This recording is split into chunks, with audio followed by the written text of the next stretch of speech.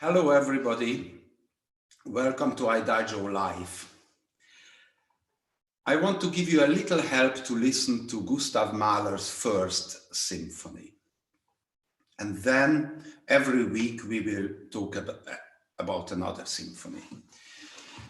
A first symphony is a very important occasion in a composer's life. Why? Because it's a big thing to write a symphony. And Mahler also is one of them who wrote songs, and he was, of course, a famous conductor, but the first symphony must have been a festive occasion. And naturally, there are ideas already in the mind, and those ideas pop up in the symphony. So a first symphony by nature is most of the time a collection of earlier ideas. And in Mahler's case, many of his songs appear, many of his memories, childhood memories, and other impressions which came to him, they are all in this first symphony. Now, how does it start? Now, let's see. First of all, he wants to write something about the awakening of nature. So it has to start from nowhere. How can you compose a nothing? The nowhere. The silence before the work, and then as it starts. So he starts with the note A, very, very softly. This is still nothing. It's just one note held for a long time. Then one instrument adds this note E. The E is the closest note to the A in the overtone system. Still, it feels a little empty. Other instruments play the E. And then out of this, he builds a chain of this interval, the fourth. But he has to add one note to turn it into a melody.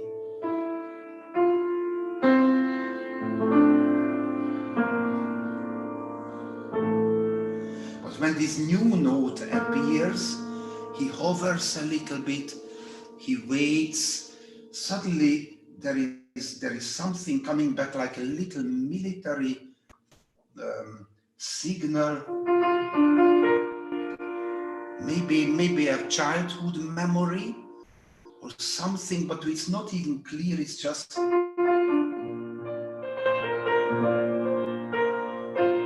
something which is blown here by the wind, a little bit unclear. We continue with this nothingness.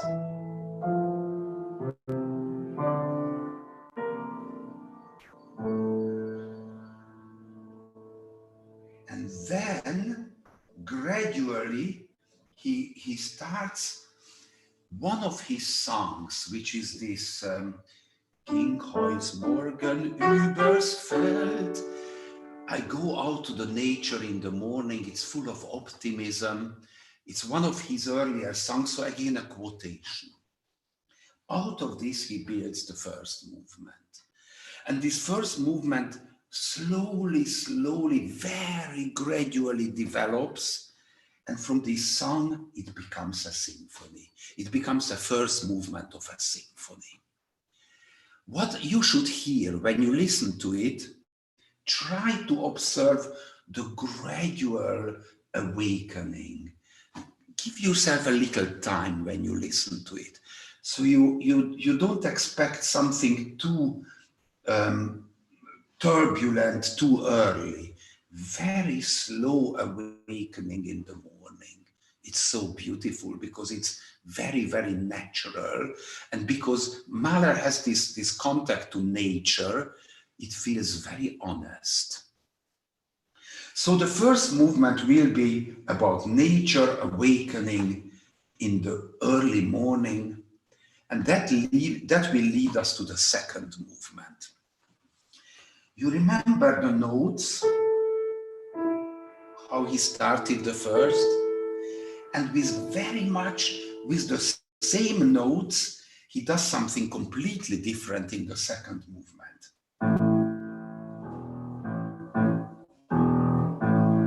But this has a different character. It's full of energy, fast and loud, so it's... And then on top of it, the violins have a bit of, wow, come on, white day, white day. So it's like full of life and useful energy. And then the melody grows out of this.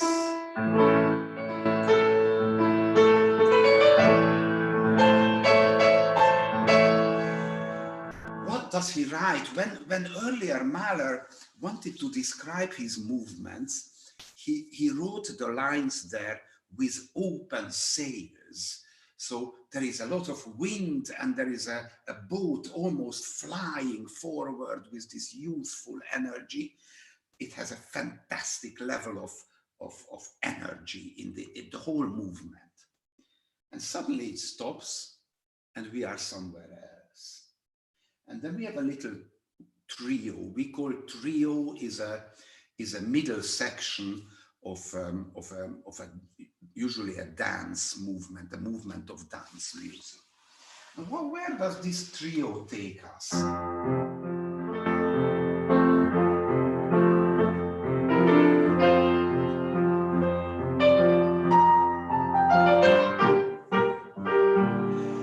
This is unmistakably Viennese. Mahler lived in Vienna later in his life. It was all one country. At this time he was still in Budapest, but it was the Austrian-Hungarian Empire. And there are these cafes in Vienna, these very gemütlich, cozy cafes. And this is what we hear, this.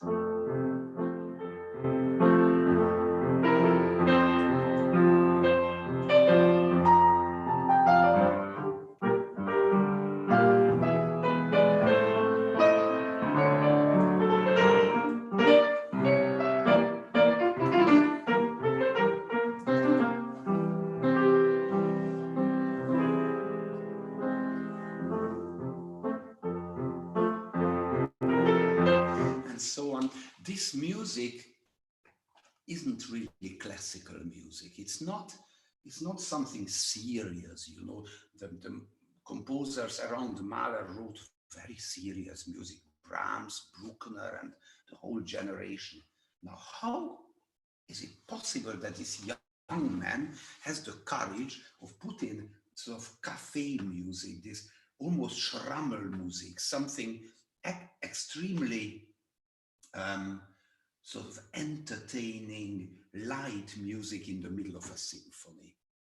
It has a little tradition. It was, for example, Schubert did something similar, but not as extreme as this, to put in light cafe music in the middle of a symphony.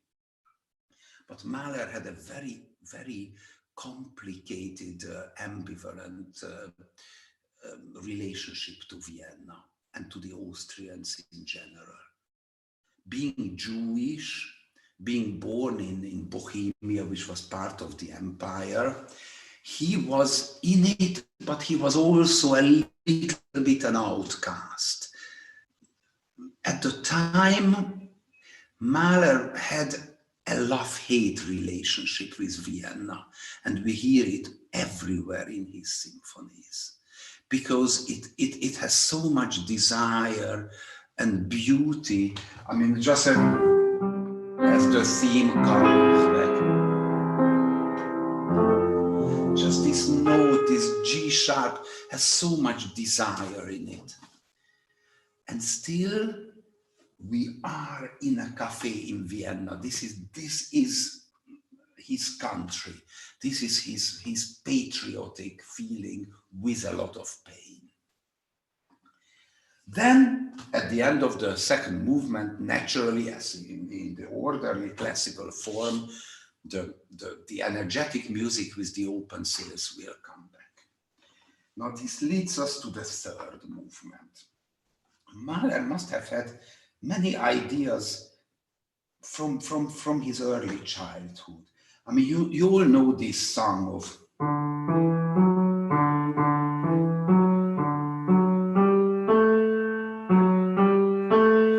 whichever country you come from, you have it in your language. Now it goes on this bass of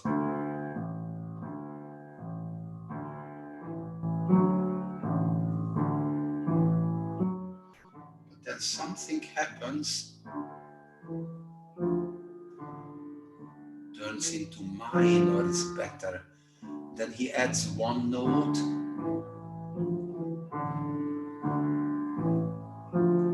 Now he has a melody.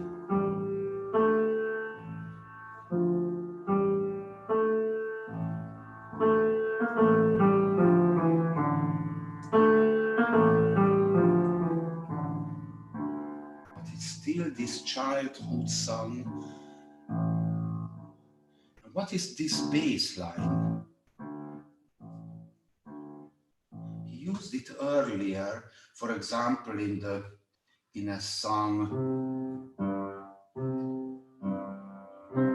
Ich bin ausgegangen in tiefe Nacht. Is the wandering, and this is what we hear now.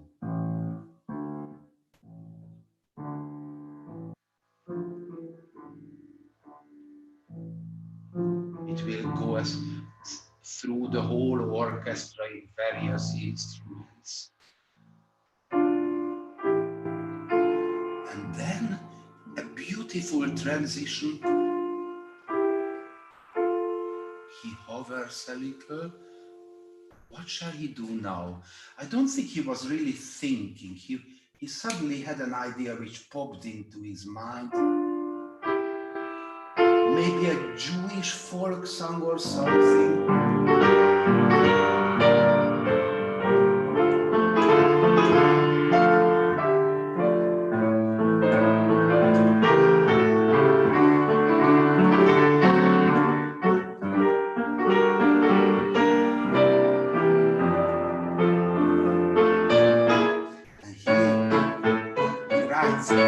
He writes with parody because it becomes a lot of fun.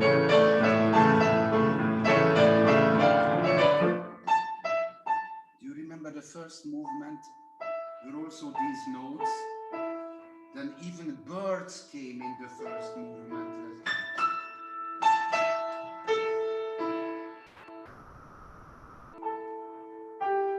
And here comes back again.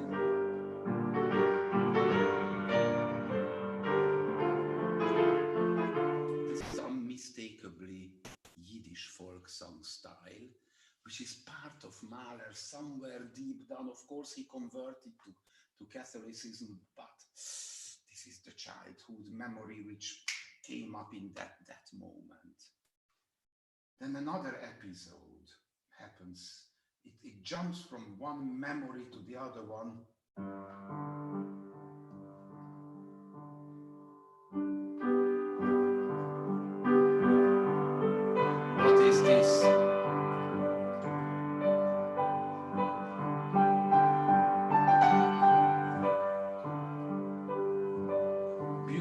Song, it's one of his earlier songs, but it feels a little bit like Schubert. He didn't shy away from quoting or writing in the style of somebody else. So Mahler was always immediately accused that he steals, that he doesn't have his own style. He writes a kind of mix of eclectic anything. And I think it's true. I think Mahler's art form was very honestly the way he was. He was a conductor. He was a musician who had to deal with many different styles of music, including his own. And this was whirling around in his mind and came into his symphonies. like this little song which sounds like Schubert. Then he ends with this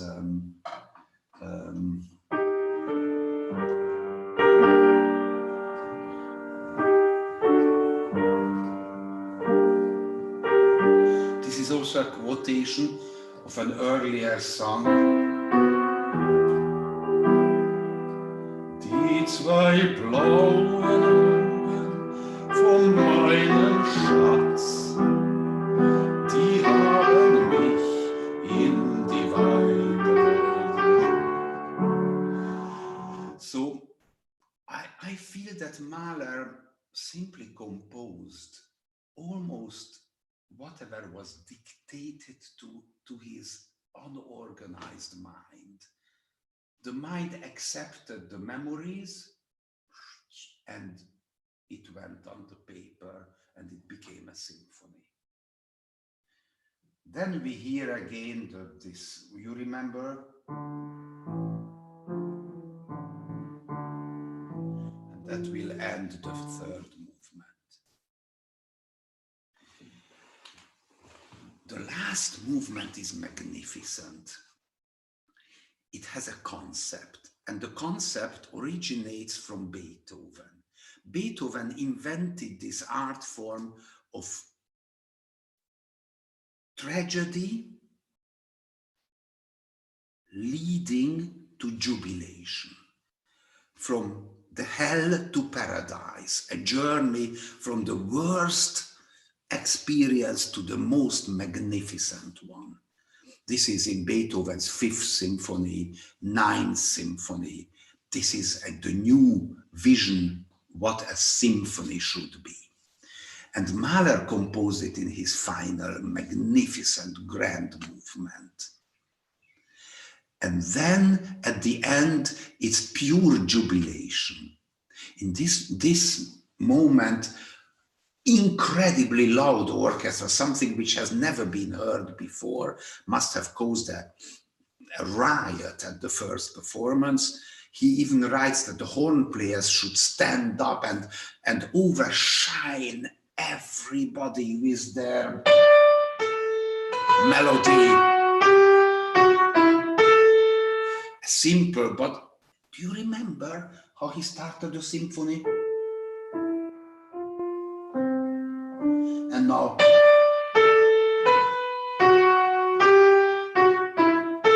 so despite this eclectic mix, what Mahler writes, there is a fantastic sense of structure, that something similar starts and ends this incredible symphony.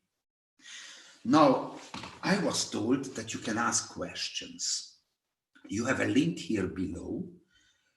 And you see that you can comment. And if you want to write questions to me, then I receive it on my phone. I don't know if anybody has already sent me something, but you're welcome to send questions. Oh, I've got something here. Now let's see. The question is, the first version of the symphony has one more movement with the poetic name Blumine. Can you tell us something about that? It's true, a very knowledgeable member of the audience. At the first performance, there was one more movement. A beautiful, lyrical, almost sentimental little piece with a beautiful trumpet solo. It just starts with a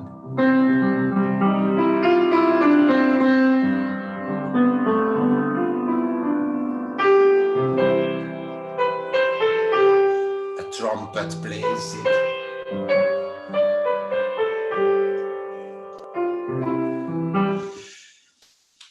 A very lyrical, lovely little jewel.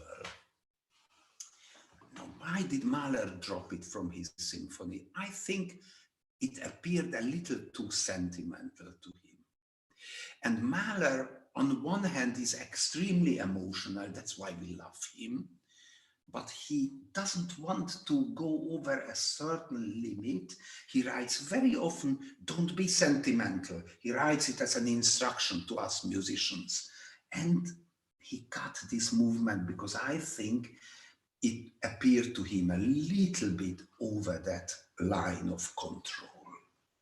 Now let's see if you have another question. Yes, for the first symphony, Mahler has written an extensive literary program. Surely a helpful guide for the auditorium, also for you as a conductor, or do you feel too tied down? It helps, yes, it helps. When composers write words about their ideas, you will see, for example, in the third symphony, it will be very important that Mahler told us what the ideas were behind the original programs. I find it helpful and not necessary in the same time, because it limits, it puts us into this very narrow understanding of what the music is all about. Maybe the original idea was there, like, for example, when he called the second movement with open sails. Yes, true, it helps to know, but I would advocate that try to listen to the symphony without those little helping verbal sentences. Now, I urge you to listen to the whole symphony, Mahler's wonderful first symphony. If you click here below on the link, you will hear my performance with the Budapest Festival Orchestra. We gave a lot of attention and care to make a wonderful recording of this masterwork. And enjoy.